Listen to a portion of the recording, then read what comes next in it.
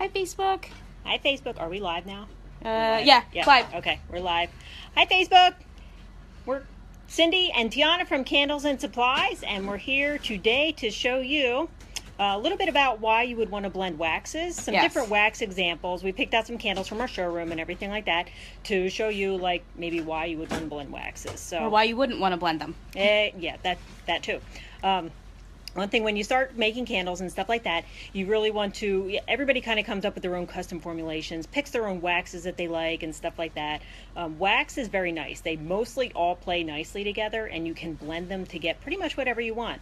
And we'll show you some examples of that, because a lot of times, you know, you like a wax that you're using, has an excellent scent throw, it's awesome in every way, but it's not a single pour, a little translucent, vice versa. You like a soy wax. Right. That's beautiful, burns nicely and everything, but maybe doesn't have the scent throw that you want, so you want to enhance the scent throw. So we are going to show you here our top secret Candles and Supplies tricks on wax blending and everything. So are you ready for this? We're going to turn the camera around and show you some of our candles here. Okay. Basically, when you have waxes, they're either translucent or opaque. So this is an example of an ice candle, a paraffin ice candle. And it's very opaque. You can see how solid the wax is and stuff like that. You can't even really see, like, the objects in there kind of are just in there, but you can't see through. Whereas this one, our favorite sea candle, is made with a translucent paraffin wax. And then you can see the starfish through there, you can see the shells and everything, and that's all cool if you want that look. But you can see up here how you can kind of see through it. It looks cool when it's burning and stuff like that, but all the time you may not want that translucent kind of look. It's good for candles like that, that have the shells in it. It's also good for chunk candles. Chunk candles are like my favorite. They're so much fun. I love making chunk candles. Yeah, we always do them in our beginner classes because they always come out nicely. But chunk candles, you see how you want to see through the wax to kind of see the chunks underneath and everything like that. And that looks really cool. Another opaque wax would be something with soy in it. This is a soy paraffin mix, and you can see it's very opaque, but you can also see on top here, this candle's kind of old, so it has some bloom. Soy does create some bloom sometimes. It's just a natural characteristic of soy. A lot of people, when they first start making candles, they look on there and they're like, what did I do wrong? My candle molded overnight. It's not, you didn't do anything wrong. That's just how soy is. Especially, it's very temperature sensitive. So if it gets cold at all, it blooms a little more. But you can add paraffin to it, you know, even a translucent paraffin or an opaque paraffin. You can add that to your soy to where it's, you know, more solid. And it's also a one pour, which is very nice too. One thing with paraffins, they do tend to sink. And we get this question a lot too, like, I poured my candles, what the heck happened? It sunk. So you see around the wick, see how the candle sunk in there? It's got like a little sinkhole. And then on this one, I don't know if you can see that, this is a carbon candle. But yeah, Tiana will stick her finger in there. It goes all the way in. That's how much paraffin sinks. So that's not always fun either, because then you have to save a little bit of wax left over and fill the void. You know, so that's it's okay if you're old school and used to doing that and everything, but now in the new age where you can have one pour waxes, I like one pour whenever I possibly can. Another thing with soy wax, sometimes this is a soy container, and you can see on here where it got the bloom around the edges. This candle's pretty old too. It may not do this like right off the bat for you. This candle's pretty old. It's been through a move and everything, so it's been through a lot. But you can see the bloom around the top, and even this one blooming in a different way, like little spotty, patchy bloom. And like I said, that is typical of soy candles. It's nothing that you do wrong or anything like that. Another thing we get a lot of questions on is palm wax. Palm wax is beautiful. This is an example of purple palm wax. Looks gorgeous. That's our feather blend, and that's just how it looks right out of the mold. You don't have to do anything with it. And this is a green color. All the colors kind of turn out cool. And everybody wants to blend palm wax with other things. That's the only wax that doesn't really play nicely. Here's what happens when you try to blend it with another thing. See, you get the bloom around here. You don't really get the prominent palm effect, like you don't get that cool feathery effect like in this candle. It just kind of does nothing. It's just kind of flat and bland and blah. So that, I mean, if that's what you're looking for, this candle we kind of made artistic, so it's got like every kind of texture and everything going on. So it looks really cool. It turned out really cool, but if I was just pouring a single pillar, and it turned out like that on that side, I probably wouldn't have been too happy with it. And we do have another Facebook Live session coming on later on this month, like what the heck do I do with my ugly candles? And that's going to be a lot of fun because we are going to show you some of our ugliest creations here and show you how to fix them. Yay! It's going to be a cool one, so stay tuned for that one. Another reason to use, this is our 4627, and you see it's a very translucent paraffin. This is what it looks like in the bag here. We actually had a request from a customer to show on Facebook Live how to mix the 4627, which looks like that. It's a great wax, but it's like a big grease ball. It's very hard to work with as far as getting it out of the bag. Once you get it out, it's great. And then soy wax. So she wanted to see how to do it and how to blend that with the soy wax and everything. Oh, Tiana, thank you. Tiana brought a big block. It comes in like a 26-pound block that we call the big grease balls. Excellent wax. It even holds up to 2 ounces of scent, but it's difficult to work with. I got these scoopers from an agricultural, Del Val College has an ag store. I got the scoopers in there. I think they're used for gardening, but they work really well for wax and stuff like that. But the 4627 is excellent. You can see how it makes the neon colors pop, makes the black pop and everything like that. Black's a very hard kind of candle to get, but you see how easy that was. We didn't even use a lot of color and it just turned out really nice black. Same with the neons. So that's one argument for using a translucent wax. It really makes your colors pop better.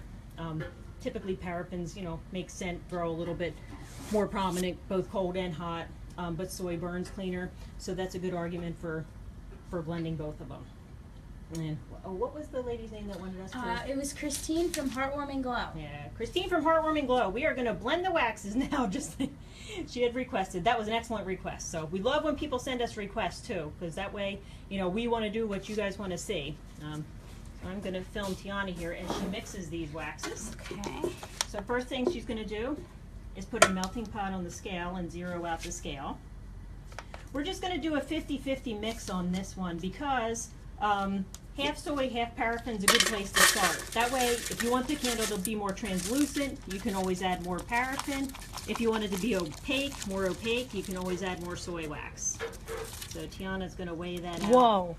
You couldn't even look at that. 5 ounces. She's awesome. And now she's gonna scoop out 5 ounces of this. This will be sticky fun. Stuff. Yeah. Usually this is my job, so I'm really enjoying watching her do this. Isn't this fun? This is so fun. If you need a good workout, candle making is always a good workout because you're using everything's heavy. So if you need a good workout, this is a good wax for that too. Might need a spoon. Look at that. That's like pretty sticky. Yeah. Very nice. There she goes, and she's going to add that in there. Pretty close. A little bit more. She's getting close. So really, you just want to measure out the amounts of wax that you want, like for the ratio. And if you're going to blend, start out with the 50-50, or you can start out, if you only want a little bit, if you have a paraffin, say like the J223 or the IGI 4633. Excellent wax, great scent throw, nice and opaque. Makes a beautiful candle, but it's not always a single pour. And for that reason, it's very frustrating. I hate waking up in the morning or whenever you poured your candles and then going out to look at them and then they've sunk on you, and it's very disheartening. So with that wax, it only needs a little bit of help because it's mostly a one pour. So I just add 25% soy wax to that. And I usually use 100% soy, like the Golden Brands 415 or the Nature's Gift CB 135. And just that 25% in that wax is enough to make it a single pour. Still has a great scent throw, and it even burns a little cleaner. It's a little bit creamier. So, okay. So there we have it. The wax is together. It's measured in equal quantities at a 50-50 mix. And we're going to melt it. Now you could use a Presto pot. We use Presto pots all the time. You could use that. We have this on a griddle. We like something temperature controlled, especially around here when we walk away from, whatever we're doing at any given time because the phone rings or a customer comes in or something like that. So we walk away from it. So we're melting everything we do on temperature controlled things that won't blow up or set our, shop on fire, because that wouldn't be a lot of fun. So we're just going to pretend that this melted and mixed all together. We added our color and scent like normal and stuff like that. And then we poured our candle, and voila. This is what you have when you mix the two. It's not as translucent as either of these because we added the soy wax, which is a little more opaque. and that made it a little more opaque. And it's still a single pour, but see, there's no bloom in this whatsoever. You get a little bit of the translucent and shiny properties of the paraffin. So it just creates like a really cool blend. There's no bloom, has an excellent scent throw. It's a really awesome candle. We didn't even add a lot of scent to that because it's a, you know, I think we used cool citrus basil in this candle, and that's a pretty strong scent all on its own. But we used cool citrus basil, and it just made a beautiful candle. Now, hopefully this helps everybody out. We'll go over these candles one more time. Show you all different things that we blended. And then we're going to sit down and have a Q&A. I hope everybody should have used gloves. You're right. Yeah. I think there's Clorox wipes in here. Clorox wipes are great for getting wax off your hands too, so, or soap and water works too. And Tiana and I are going to sit down. Hopefully you thought of lots of good questions that we can answer for you. We love doing that. I heard a very disheartening survey this week that said that people don't make candles because they are stuck, they don't know how to, or they're afraid they're going to light their houses on fire and stuff like that. So we want to counteract any fears that anybody has. That way, you know, we can get you going on your hobby. If you have any questions, wicking or whatsoever, type them in here. I don't see anybody coming with any questions. Sue says she's not a fan of the sticky wax, so yeah, I'm a fan of how it makes candles. I'm not a fan of working with it, quite frankly. So the paraffin, Sandra, the paraffin that you were talking about, that one we used a couple different ones. This paraffin was actually our production votive blend. That's why it's nice and opaque, or production pillar blend. They have the different melt points, but they're both made for pillars. That's that paraffin, and this paraffin was our 141 melt point, the translucent, and then this was our 130 melt point container wax. So those were the different paraffins that we used. So, all right, now we're going to here, and we are going to sit down and answer any questions that you have. I see a couple questions coming in. So, all right. Oh, can we see them? We are back. Yeah, okay. We can see it now. So, all right. Hi, Pam. How are you? Pam asked, what ratio of scent and color to 1 pound of wax? That really depends on the wax that you're using. What do you usually like push it all the way, or how do you do it? I usually do about 1 ounce per pound in pretty much everything. Even soy wax? Soy usually 1.5 ounces just because of the scent throw. You like to boost it up a little? Yeah, a little bit. So we give wax recommendations for all of our waxes on our site. You don't really want to go above that, because what can happen if you add too much scent to your candle, it can clog the wick, your candle won't burn. Or it can go the other way and actually make it catch on fire like a sterno, because wax is like a sponge. No, fires aren't good. Wax is kind of like a sponge. It only absorbs so much scent before it tends to leak out. So you never want to use too much. You want to use the right amount. So we give the maximum recommendations on our site for each of the waxes. Like for instance, you know, our 130 only takes about 1/2 ounce to 3/4 ounce per pound. And that was the candle, the little red candle in the jar that we had made. But then the 4627, the sticky kind of grease ball wax, that takes up to 2 ounces per pound. So it depends. Natural waxes take about 1.5 ounces. So hopefully that answered your question, Pam. And then we have one from Luann. Does soy wax have to be wicked up? Excellent question. So I hope. Soy wax, the only one that really needs, that I found that has to be wicked up, is the CBXL. Yeah.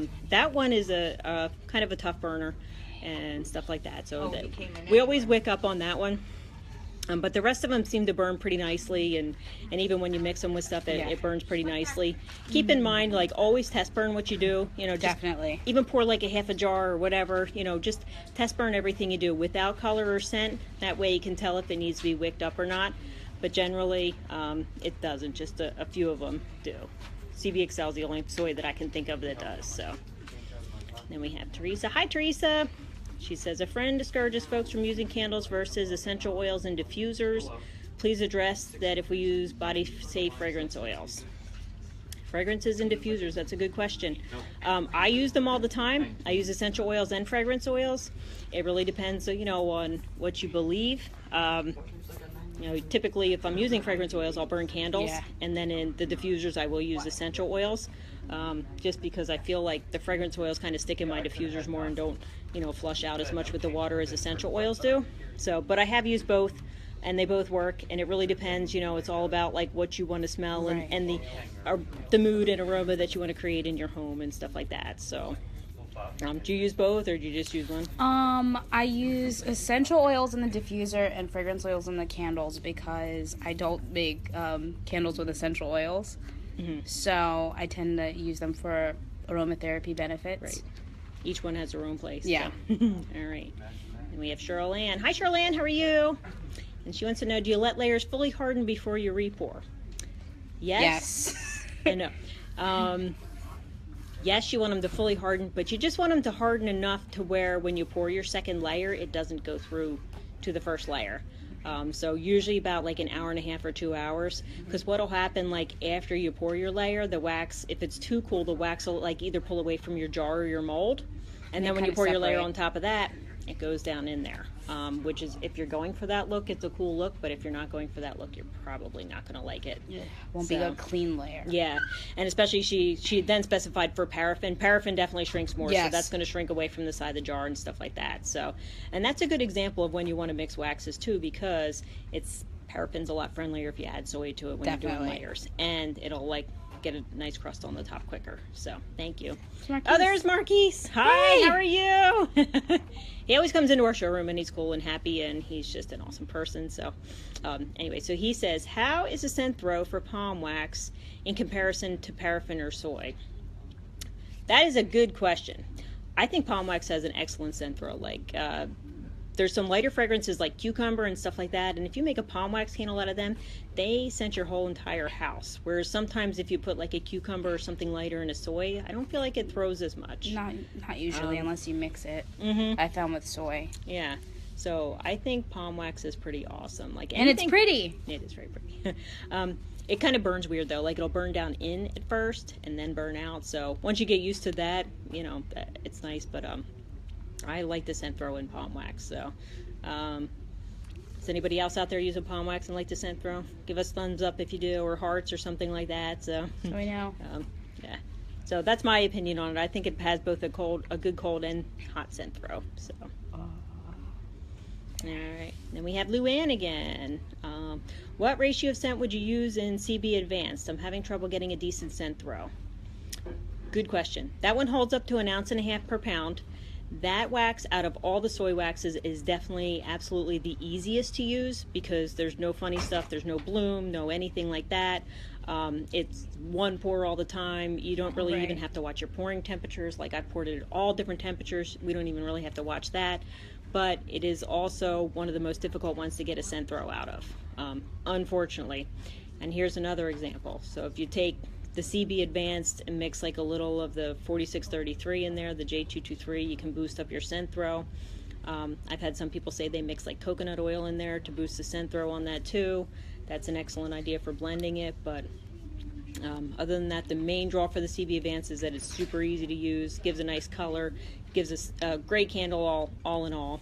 You definitely want to use 1.5 ounces in that. So, and some scents are, you know, stronger than others in that. So, and if you're using the coconut oil, it's about 2 tablespoons per pound of wax. Oh, good. Yeah, thank you. So, awesome. And that helps boost it up.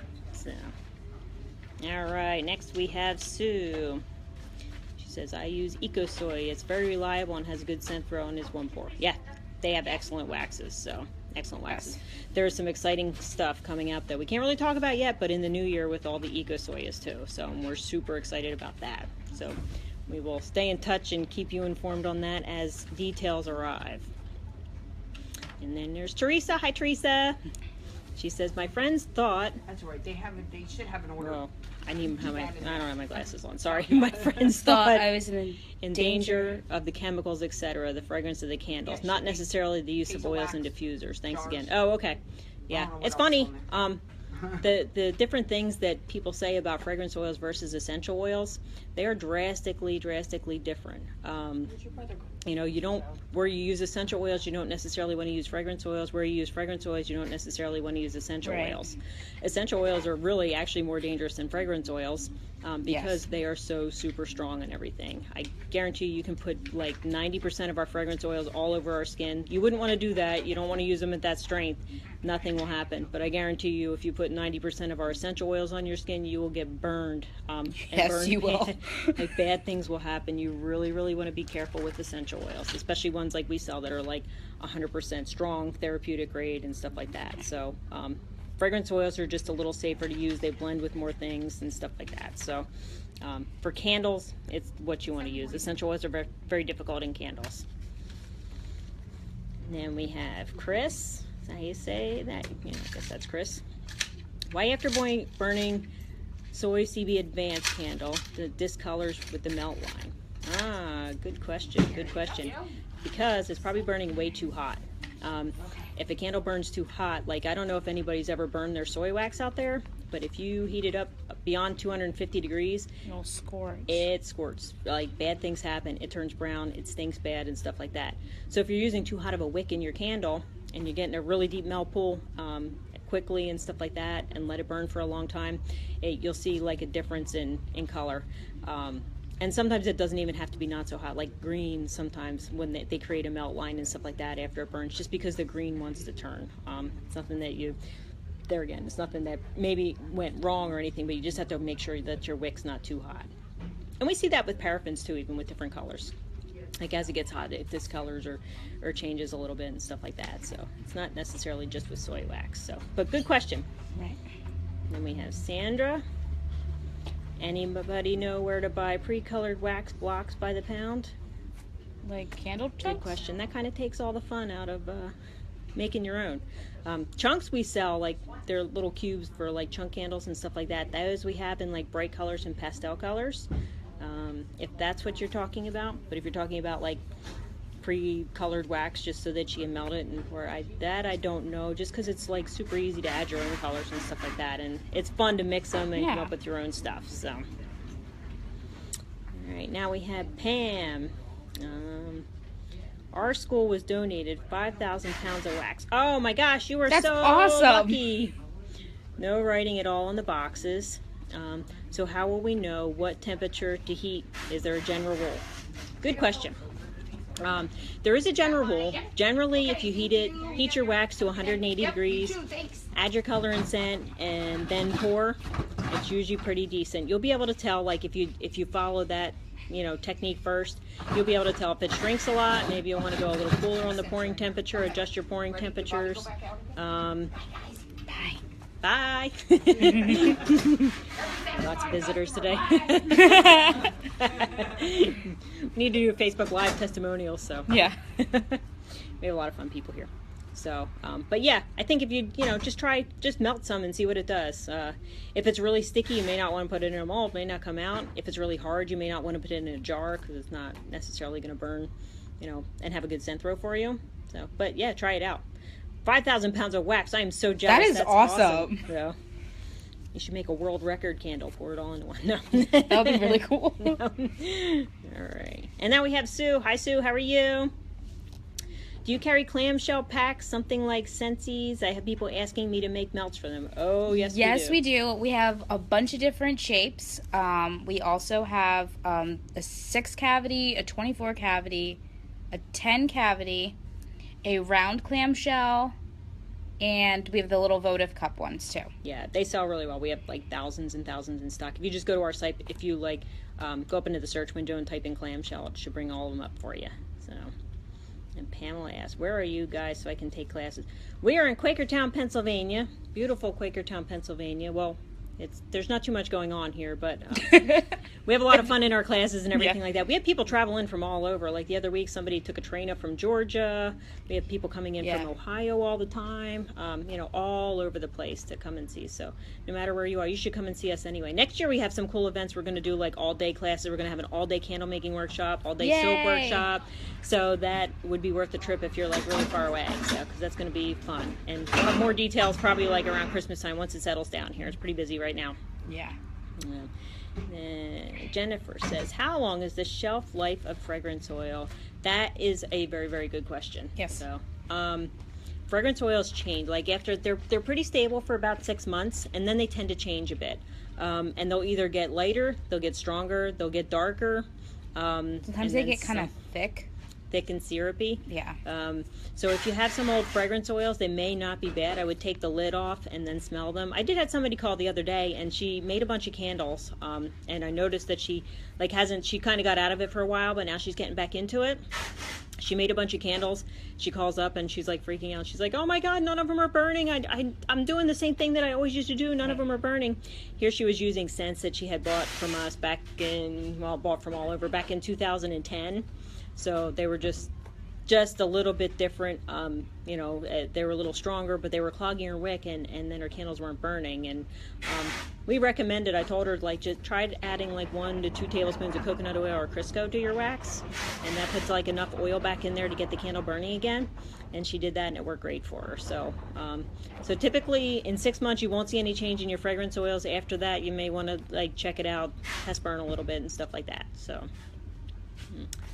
awesome. Let's see. Got that. How do you say that name?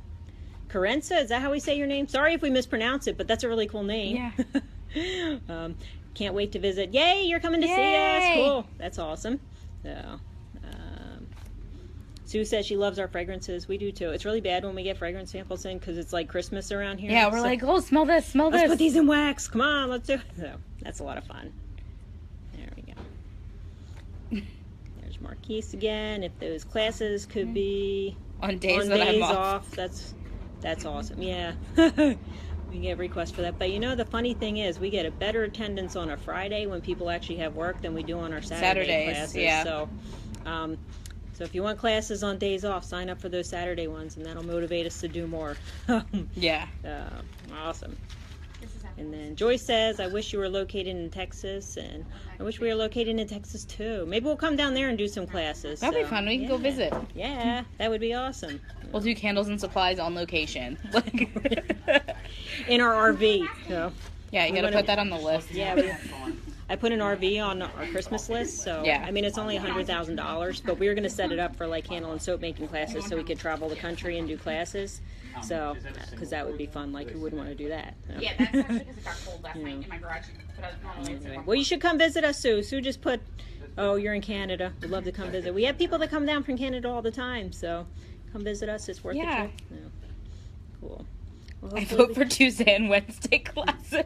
Oh, okay. So that's when you have off, Tuesday and Wednesday. We could do Tuesday. We could do a Tuesday class. Yeah, or Wednesday. Wednesdays are usually pretty boring around here. That's why we do Facebook Live. Except for now, like all these customers are walking in, but that's cool though. So. It's hot in Georgia if we want to go. Oh, nice. It's getting cool down here. Well, today it's like 71, but it's getting cool up here. We had frost a couple times and everything. Yeah, so I did not like that. Down to Georgia. Yeah, no. Excellent. So, all right. I think we got everybody's questions. So. I think so too. Doing pretty good that way. Well, thank you everybody for watching. It was fun. So if you guys have any suggestions of stuff that you'd like us to do a Facebook Live, like little demos or whatever, you know, other than ugly candles, because we're already doing that, you know, just send us a Facebook message, email us, reply to this one. That way, you know, we'll come up with some more content and we'll do this again. So hi, Cheyenne. There's Cheyenne. Hi, Cheyenne. We wish you were here. So. Alrighty, thanks Facebook friends. We'll see you later. See you later. I don't know how to turn this off again. We do this every time. Oh, finish. Okay.